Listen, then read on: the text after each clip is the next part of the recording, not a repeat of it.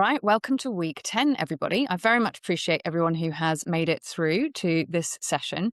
We just have 3 more to go after this. We're going to talk today about a topic that I've had quite a few emails about over the weekend since I sent out the pre-work on relationships. And most of those were saying, I really want to rewatch this one because this is the one I struggle with the most. So most of those people obviously can't join us in person, but clearly this is a topic that does absorb a lot of people's calories and energy. And we're talking about them under the Build Better Lives banner because they really will determine the quality of your life and where your energy is going. So they can be either your biggest asset when it comes to energy and they can fulfill you and really generate a lot of energy for you, or they can be an enormous leak and drain on your energy as well. So this week, we're going to be quite structured, as always, in the exercise on how we find out which is which for specific relationships. And we're going to talk a little bit about the theory and some of the studies that have been done on this as well, why it's important, and then what action plan we can put in place around it. So as always, please do just jump in if you've got questions. Very, very happy to answer any of them as we go.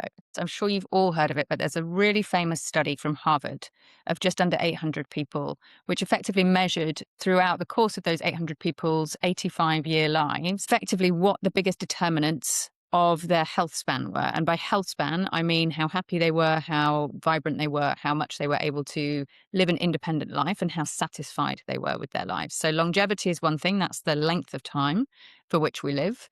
But our health span is how much we actually living our lives in a positive and healthy way. And the number one determinant that they found, and this also goes for a lot of the studies around things like the blue zones. So if you look at a lot of the Mediterranean piece, it's the quality of the relationships in people's lives that will determine how happy and how long people will live for. So it's that degree of connectedness and the energy that's being generated from those relationships. So for high performers, this is something that they do by default very often, but only once they realize how critical it is. So you'll always find there are lots of cliches about working for A teams, B teams, C teams. Those who are working in A teams, we don't always have to genuinely enjoy and like and find everyone happiness and sunshine and flowers all the time. But the relationships that energize us are the ones that challenge us and really charge us up. So you'll find that in A team players, you'll very often find people who will bring that positive energy to their interactions. So it becomes operational. And every draining relationship is one that is taking away effectively from our performance. So anything that's causing us to leak energy means that we're performing less positively. So we tend to slough them off. And that's what we're going to talk about. I know that sounds quite callous, but we need to be really conscious of where our energy is going. So all of our relationships have a return on investment, and I often call this a return on energy. So how much time and energy we're putting into that relationship and then how much we're getting back out. And if that's consistently negative and we're consistently putting in energy to a specific relationship and we're consistently finding that that's draining us and we're not getting the reciprocal benefit, then we need to seriously consider whether that's a good investment of our energy. So within the exercise, and the reason I've been very clear on the different types of relationship is the number one question that comes up, whether I'm talking about this on a stage or in a one-to-one session, is what if the energy vampires, so what if the energy drains for me are coming from my family? Because I can't give my children back. I have to rear them. But what if I'm finding that they are consistently the drain? So here we're splitting them out into very clear categories. So the first one is our partner, our significant other. Now, who we choose to invest our time, build a life with, everything else, is possibly the biggest decision we will make in our entire lives. And many of us don't get that right the first time around. But we need to be conscious all the time of how much we are plowing into that relationship and how much we are getting back. So are they genuinely a partner? Are they genuinely a team member? Or are they someone that we are effectively nurturing, parenting ourselves, or investing a ton of time and energy into and not receiving that back? So are they fueling us or are they depleting us? The second piece is family. So that might be parents. And very often, obviously, a lot of our self-talk and the way in which we think and our core values are determined by our parents. So they are very influential regardless what age we are and how they are impacting us. So whether they're extremely supportive and energizing or whether they are less supportive and a little bit more draining.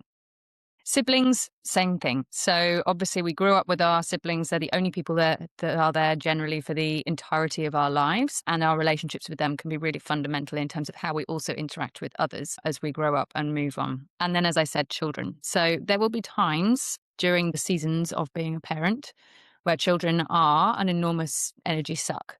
Now, that's not necessarily a negative thing, but it just means we need to be conscious of that and make sure that we're getting energy from other places at that time.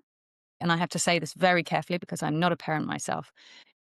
Many of my clients are very conscious of the kind of children they are raising to make sure that they are also aware of these dynamics and that energy is contagious and what they bring to the table as opposed to always being take, take, take. Obviously, we have obligations to our family, but it doesn't mean we have to equate that with our energy return. So we need to be there for our family, but it doesn't mean we have to give everything to our family if we're not getting everything back in return. And again, this is just about us being conscious and aware and then choosing where we invest our energy and our time. That takes us to our third point, which is our close friends. So this is effectively our chosen family, the people in that close friendship group that we have picked up across the course of our lives and nurtured those relationships. Those are ones effectively where we're saying, actually, these are my people, this is my tribe, and being conscious of whether we are investing enough of our time and our energy in them. And many of us will be lucky enough to have those friendships where we won't need to speak to someone for a year, but then we meet up or we pick up the phone and it's like that time hasn't passed. But it has passed. And this is something that we need to be really conscious of is if those are our chosen family, but other relationships around us, and I'm about to come to colleagues, if those are draining us, why are we investing so much time in the relationships that are draining us as opposed to the ones around things like our close friends where actually that's very energizing for us? And then the final one is our colleagues and professional network. So it says here the ones you spend 40 plus hours a week with. Some of us spend double that amount of time with the people that we work with. So being conscious of the energy exchange and the value and the return on energy that we're getting from those relationships is also absolutely critical because we're choosing to spend a significant proportion of our time. And many of us might say, oh, but I have to, it's my job, but that's still a choice. So we need to be conscious of the choice we're making, the energy we're investing, and the return that we're getting on that. So in the exercise, we rate from a score of 0 to 10, as always, around the amount of energy we're getting back, and then categorize it into whether it's an energizing relationship or whether it's a draining relationship. So if we've got here, as it says, if you've got 8 plus across the board, and that's the kind of energy you're getting out of all of those relationships, then that's phenomenal. I would be surprised if any of us could say we have 8 plus across each of these 4 different categories, but it's worth exploring. So once we've got this information, as always, data is power for us. And then it's really a question of, well, what do we do with it? So in terms of the studies, Sean Aker, and if you haven't seen Sean Aker's TED Talk about happiness, I would honestly, it's possibly up there with Tim Urban and Brene Brown on my top 3 favorite TED Talks of all time. It's hilarious. But he talks a lot about happiness at work and the return on that. He has an enormous bank of research about resilience and long-term performance and resilience. And social connection is the single greatest predictor of this. So if we want to have a resilient career, if we want to have an enjoyable life, if we want to be a resilient person, then we need to make sure that we are nurturing the right connections around us and nurturing the right relationships around us. And the quality of that connection matters more than the quantity. So many people will be like, well, I've got 400 friends on Facebook, so I've got loads of friends. But social connection is really very different to social media connection. The latter can be very, very draining, and it's designed to be very, very addictive. Clear social connection has slow dopamine release. It's genuine connection. It's what we're wired to do as humans. So within that, around 35% of our relationships, typically we would expect to see have a positive energy return.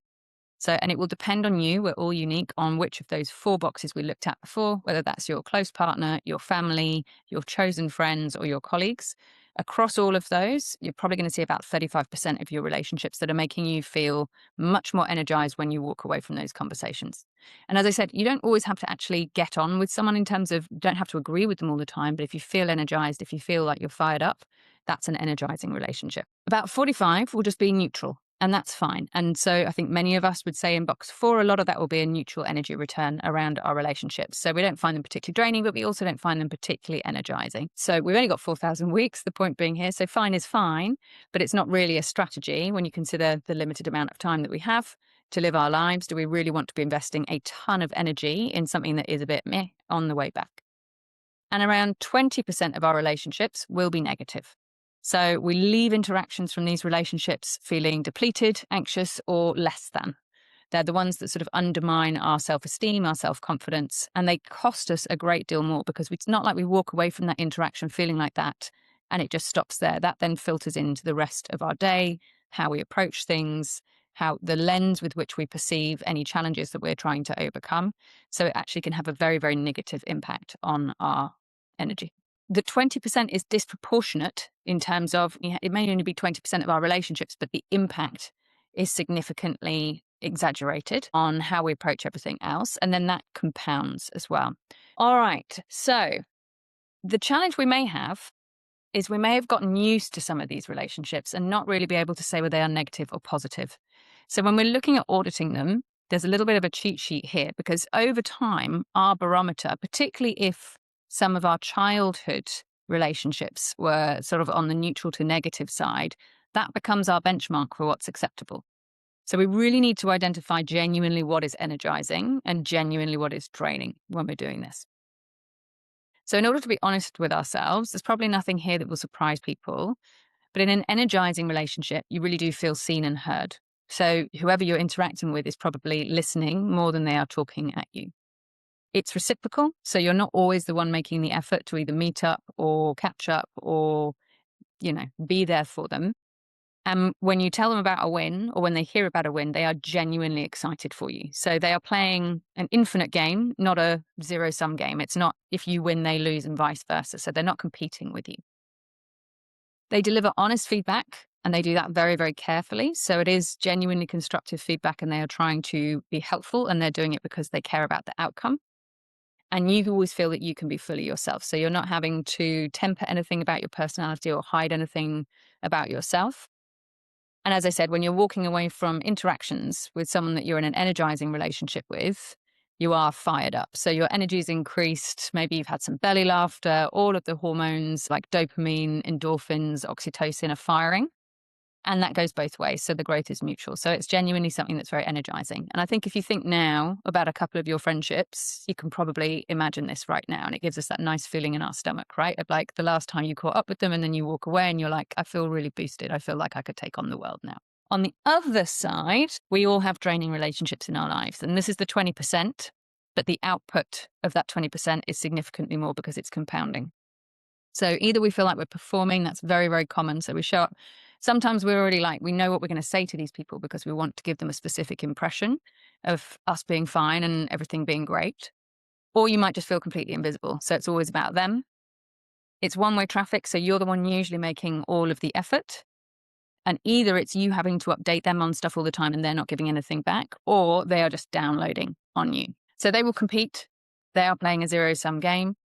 They'll minimize or redirect to themselves. And the thing that's important to remember is this really isn't actually about us. It is about them when people are doing that, but it feels very personal. It undermines our self-esteem and our self-confidence. And when they're giving feedback, they'll just say, oh, I'm just being honest, but it won't necessarily be coming from a place of care. It's going to become a place of trying to undermine you and make themselves feel better. So these are the kind of people who would like to dim your light to make their light feel brighter. So you find that you shrink, you filter, or you mask yourself. So you're trying to be someone lesser than, because you know that if you are your full self, that's going to attract negative attention from them. And after interactions with these people, your energy is a lot lower. So you feel drained, you feel demotivated, and you know that, if you were to come to them with growth, then that's going to be something that they see as negative. It's threatening to them, so they will try and dim your light even further. So as I said, some of these we will have normalized over time. And some of these relationships might also be in that number 2 box, in the family box. And because we obviously have an obligation and we're brought up to love our family, it can be a little bit hard and confronting to notice that actually sometimes those can be quite negative relationships. So then what do we do about that? And this is my last slide, and then we're going to open up to our chat. Once we've got the data, and as always, the intention of these exercises is not to show it to anyone else, it's just to have it in front of ourselves, we need to decide what we're going to do with that. So if we've mapped out those relationships around who are in the 35 that are super positive, the 45 that are neutral, the 20 that are draining, we want to double down on the super positive ones because the return on investment for those is significantly higher. But what we typically do, and we often do this across any kind of work or anything else where something is going wrong, we will focus on the 20% that is bad and try and move the needle on that. But actually the return on investment on that, it really isn't going to shift enough to enhance your overall quality of life and the energy you're getting. So ideally, we're doubling down on the 35 that's really, really positive.